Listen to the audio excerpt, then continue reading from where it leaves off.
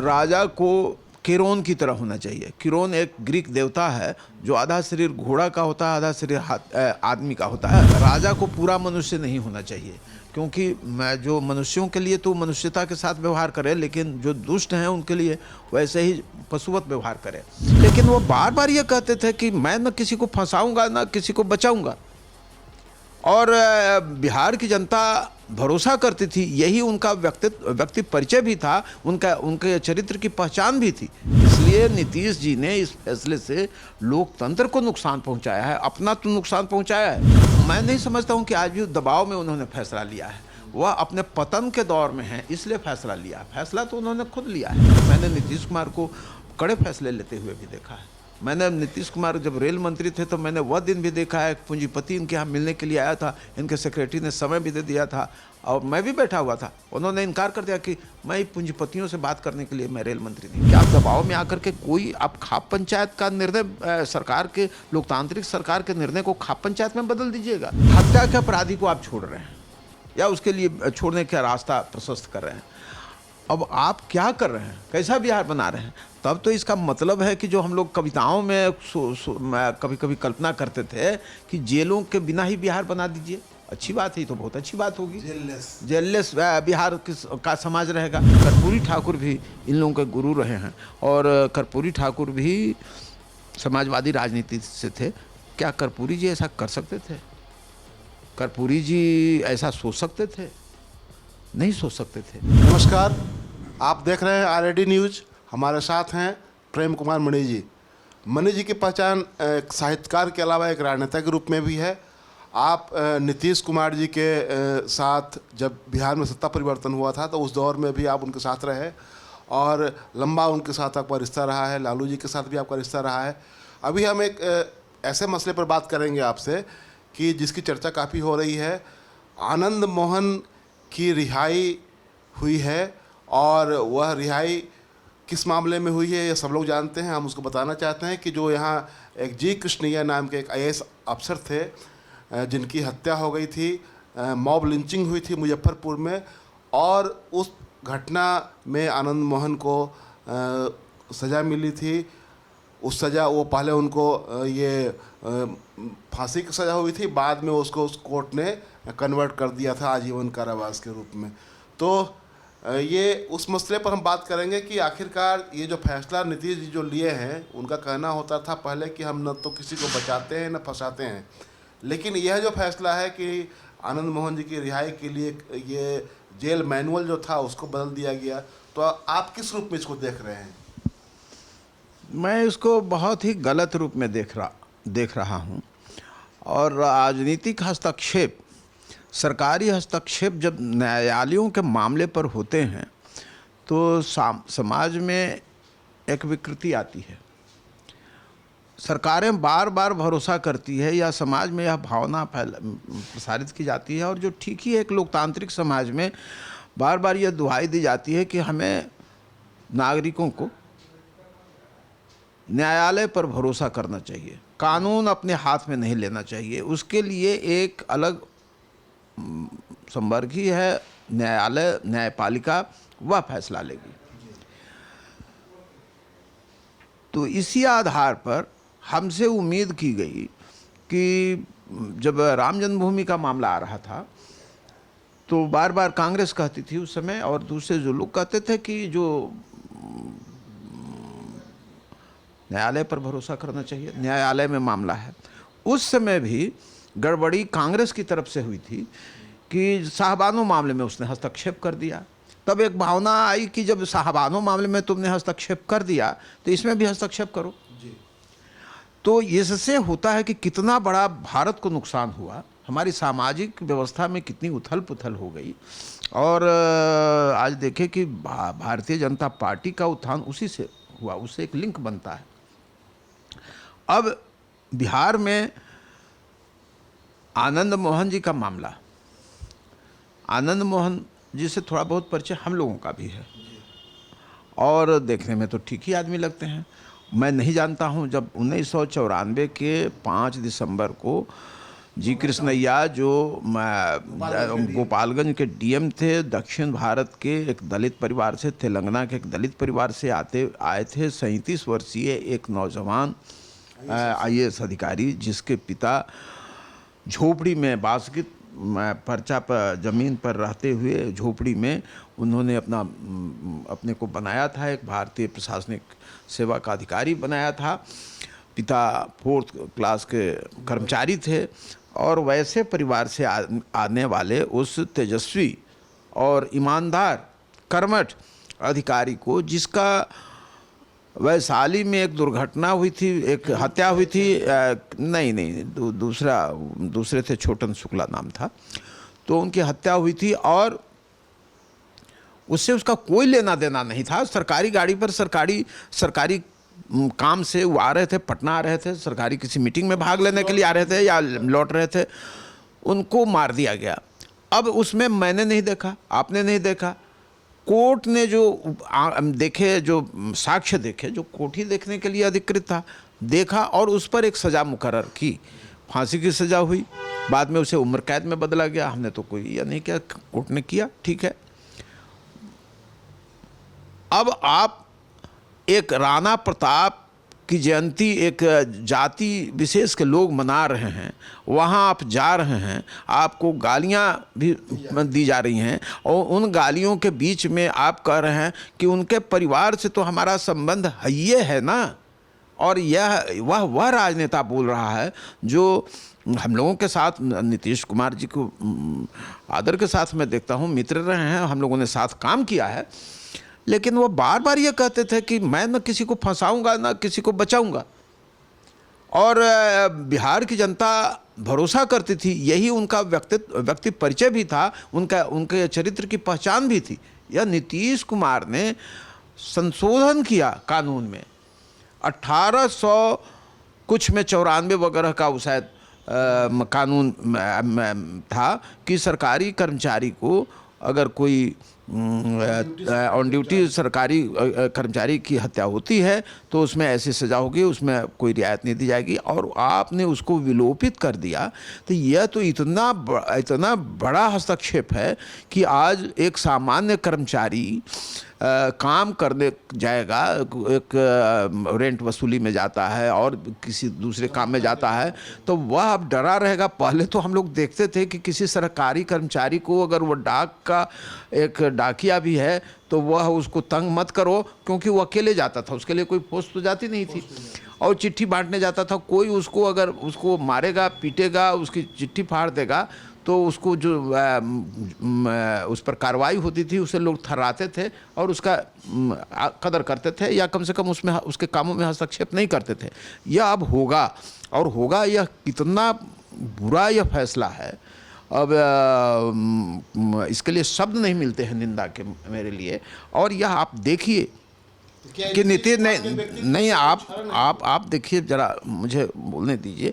अभी भी मुझे उनकी वीडियो की आंखें, जो अखबारों में मैंने फ़ोटो देखा था, क्या कभी एक बार उनकी राय भी ली गई कि वह क्या सोचती हैं? वह कैसे लोग न्याय पर भरोसा करेगा? न्यायालय पर कैसे भरोसा? न्यायालय फैसला देता है, आप बदल देते हो।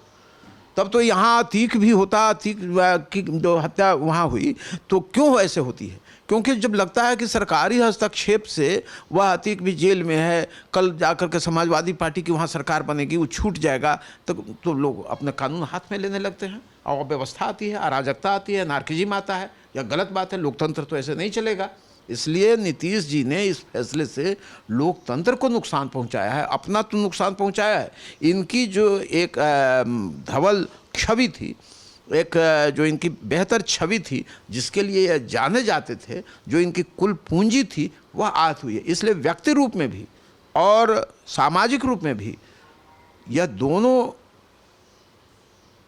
स्तर पर यह इतना दुखद है कि इसके लिए आलोचना के लिए मेरे पास शब्द नहीं है। इसलिए मैं फिर कहता हूँ कि अगर यह हुआ, अब तो होगा ही, लेकिन मैं समझता हूँ कि नीतीश कुमार ने अपना सब कुछ खो दिया है एक फैसले से।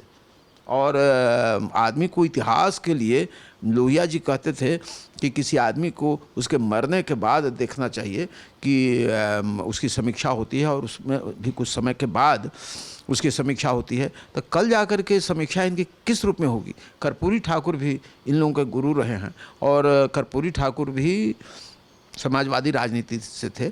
क्या कर्पूरी जी ऐसा कर सकते थे? कर्पूरी जी ऐसा सोच सकते थे? नहीं सोच सकते थे। या किस दबाव में आप राणा प्रताप की जयंती मनाने वाले जो करनी सेना या कोई भी एक जातिवादी सेना, कि आप दबाव में आकर के कोई आप खाप पंचायत का निर्णय सरकार के लोकतांत्रिक सरकार के निर्णय को खाप पंचायत में बदल दीजिएगा?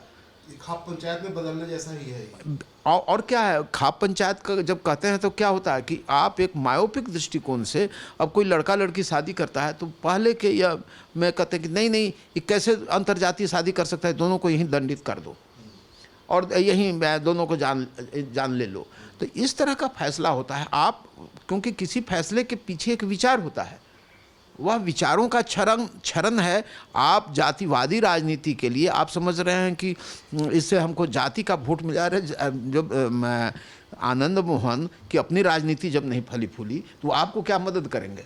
इसलिए नीतीश कुमार के लिए भी यह कोई किस तरह से सोचते हैं, लेकिन मैं तो नहीं समझता हूं कि लाभकारी है। बहुत नजदीक से जानते हैं, ये जानना चाहते हैं कि नीतीश जी के बारे में कहा जाता है कि दबाव में कोई फैसला नहीं लेते हैं, लेकिन ये फैसला नहीं पूरी तरह दबाव में ही लिया गया। मैं नहीं समझता हूं कि आज भी दबाव में उन्होंने फैसला लिया है। वह अपने पतन के दौर में है इसलिए फैसला लिया। फैसला तो उन्होंने खुद लिया है, लेकिन आज खुद वह इस मोड में आ गए हैं, इस पतन के दौर में आ गए हैं कि अब इससे अधिक नहीं सोच सकते हैं। नीतीश कुमार इस तरह के आदमी नहीं थे। मैंने नीतीश कुमार को कड़े फैसले लेते हुए भी देखा है। मैंने नीतीश कुमार जब रेल मंत्री थे तो मैंने वह दिन भी देखा है, पूंजीपति इनके यहाँ मिलने के लिए आया था, इनके सेक्रेटरी ने समय भी दे दिया था और मैं भी बैठा हुआ था। उन्होंने इनकार कर दिया कि मैं पूंजीपतियों से बात करने के लिए मैं रेल मंत्री नहीं बनाऊँ। वो उस नीतीश कुमार को भी मैं जानता हूँ। वह नीतीश कुमार की अपनी पहचान थी। हम लोग ऐसे ही साथ में नहीं थे। नीतीश कुमार एक पहचान रखते थे और आज इस नीतीश कुमार को देख करके मुझे लगता है कि इनके उत्थान का दौर क्या समाप्त हो गया है, और अगर समाप्त हो गया है, पतन के दौर में आ गए हैं, अगर आ गए हैं तो ये दुखद है। एक और बात मैं आपको बताना चाह रहा हूँ, शायद आपको जानकारी ना हो। अब आनंद मोहन की रिहाई के फैसले के बाद अब बिहार में अशोक महतो की रिहाई की मांग उठने लगी है और अशोक महतो के बारे में आप अच्छी तरह जानते होंगे। ये मांग उठने लगी है और वो हमको लगता है कि कुर्मी समाज के बृहत्तर परिवार से ही उनका जुड़ाव है अशोक महतो का। मुझे जितनी जानकारी है शायद उसी जाति के एक्सटेंशन में वो शायद हैं।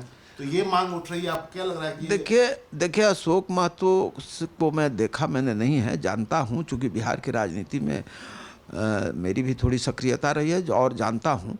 वह 2006 में की बात होगी, 2006 में उन्हें पकड़ा गया था और पुलिस कस्टडी में लोग उन्हें पीट रहे थे।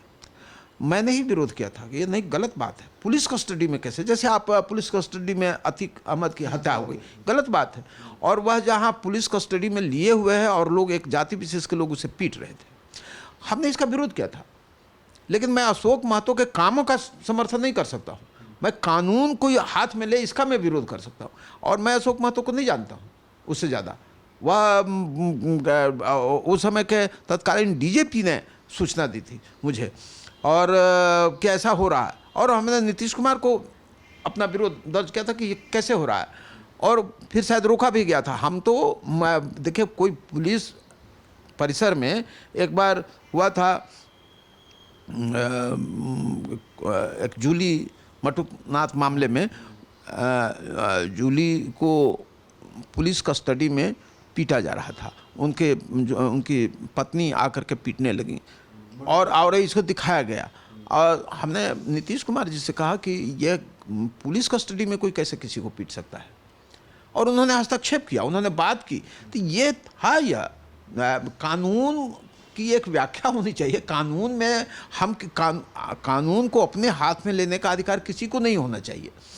हम अगर उस या में मांग हो रही है तो मांग क्यों नहीं होगी कि अशोक चौधरी को भी छोड़ दो। अब तो बार बार अशोक महतो को भी छोड़ दो, तो अशोक महतो को छोड़ने की बात इसलिए हो रही है ना कि आपने एक को छोड़ा है। अब तो ये बीमारी का रूप इसने ले लिया, अब यह ले लिया तो यह कहाँ हमारे पॉलिटिक्स को, हमारी राजनीतिक चेतना को, सामाजिक चेतना को कहाँ ले जाएगी? अच्छी बात नहीं है ना। इसीलिए मैं कह रहा हूँ, कोई एक चुल्लू शराब पीने के लिए 1.5 लाख की संख्या में लोग, हमारे जानकारी जहाँ तक मुझे है कि जेलों में बंद हैं, और हत्या के अपराधी को आप छोड़ रहे हैं या उसके लिए छोड़ने का रास्ता प्रशस्त कर रहे हैं। अब आप क्या कर रहे हैं, कैसा बिहार बना रहे हैं? तब तो इसका मतलब है कि जो हम लोग कविताओं में कभी कभी कल्पना करते थे कि जेलों के बिना ही बिहार बना दीजिए, अच्छी बात है, तो बहुत अच्छी बात होगी। जेललेस बिहार का समाज रहेगा, अच्छी बात होगी, हम तो सराहना करेंगे। तो फिर होगा आखिर क्या? क्योंकि हमारे समाज में मैकियावेली कहते थे कि राजा को, उस समय तो राजा ही था, 1500 कुछ में लिखा था, उसने किताब लिखी थी प्रिंस, तो राजा को किरोन की तरह होना चाहिए। किरोन एक ग्रीक देवता है जो आधा शरीर घोड़ा का होता है, आधा शरीर आदमी का होता है। जैसे भारत में जैसे गणेश हैं, आधा हाथी का शरीर आधा मनुष्य का शरीर, वैसा ही देवता वहाँ है, किरोन ग्रीक देवता है। तो कहा कि वह राजा को पूरा मनुष्य नहीं होना चाहिए, क्योंकि जो मनुष्यों के लिए तो मनुष्यता के साथ व्यवहार करे, लेकिन जो दुष्ट हैं उनके लिए वैसे ही पशुवत व्यवहार करे। तो आप आनंद मोहन के लिए तो आप उदार हो जाते हैं कि उनको जेल से छूटना चाहिए, और अशोक महतो पर आप जब दूसरा निर्णय लीजिएगा तो आवाज़ उठेगी। अंतर यही है कि एक अपर कास्ट से था, एक बैकवर्ड क्लास से है, तो फिर आप आवाज़ उठेगी कि वो जो और दूसरे मामलों में जो कैदी हैं, अपराधी हैं, उनको छोड़िए। तो यह कहाँ जा रहा है मामला? इसलिए मैं कह रहा हूँ कि नीतीश कुमार जी ने अपना ही चरित्र धूमिल किया है इसमें, और इस पर मैं अफसोस व्यक्त करने के सिवा और क्या कर सकता हूँ। बहुत बहुत धन्यवाद मनीष जी आपका।